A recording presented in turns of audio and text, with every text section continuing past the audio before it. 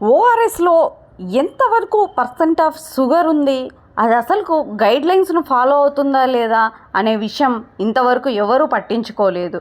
Doctor Sivaranjani Santosh గారు దీనిపైన గత 8 సంవత్సరాల నుంచి పోరాడి తన నిజాయితీని ఒక పీడియాట్రిస్ట్ ఆమెను చూసి నేర్చుకోవాలి. ఎందుకంటే ఆమె చేసిన పోరాటం ఎంతోమంది చిన్నపిల్లలు అనారోగ్యం వచ్చినప్పుడు ప్రతి ఒక్కరము కూడా మనం ఓఆర్ఎస్ తీసుకుంటాం.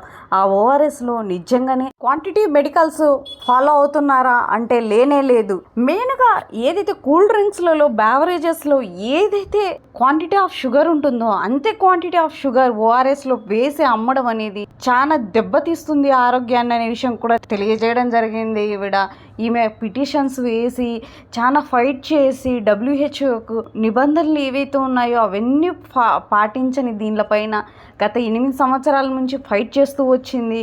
రీసెంట్గానే ఈమెకు కోర్టు నుంచి క్లియర్ స్టేట్మెంట్ రావడం జరిగింది. ఓఆర్ఎస్ అని లేబుల్ వేసి అమ్మే ప్రతి దానిపైన ఫుడ్ సేఫ్టీ డిపార్ట్మెంట్ ఖచ్చితంగా యాక్షన్ తీసుకుంటుంది. కేవలం ఈవిడ వేసిన పిటిషన్లు, ఈవిడ పోరాడిన విధానానికే ఈరోజు మనం అందరం మెచ్చుకోవాలి. ఎంతోమంది డీహైడ్రేషన్ నీరసంగా ఉన్నప్పుడు ప్రతి ఒక్కరం కూడా ఓఆర్ఎస్ వైపు వెళ్తాం, తాగుతాం. ప్రతి ఒక్కరం కూడా ఇటువంటి సేఫ్టీ మెజర్మెంట్ లేని ఫుడ్స్ను దయచేసి గవర్నమెంట్ కన్సిడరేషన్ తీసుకొని తొందరగా అవన్నీ తీసేస్తే మన చిన్నపిల్లలకు నెక్స్ట్ వచ్చే తరాలకు కూడా మంచి ఆరోగ్యము, మంచి భవిష్యత్తు కలిగే ఛాన్సెస్ ఎక్కువగా ఉంది. మనమందరం కూడా శివరంజని గారిని ప్రతి ఒక్కరము కూడా కంగ్రాచులేషన్ చేయాలి. ఇటువంటి వాళ్ళు ముందుకు రావాలి, పోరాడాలి.